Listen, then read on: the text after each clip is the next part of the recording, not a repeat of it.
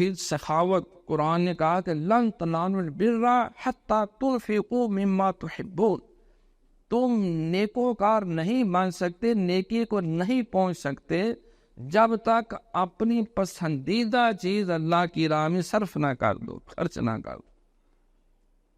اور پھر یہاں سخاوت پہ خرچ کرنا اللہ کے لیے وہ ضروری ٹھہرا تو اللہ اکبر، جب سخاوت کی باری آئی تو آل اولاد تنبا قبیل اپنی جان کو بھی سخاوت کر دی۔ تو آپ کی سخاوت بے مثال، آپ کی عبادت بے مثال، آپ کی شجاعت بے مثال، آپ کی شہادت بے مثال، آپ کی شرافت بے مثال۔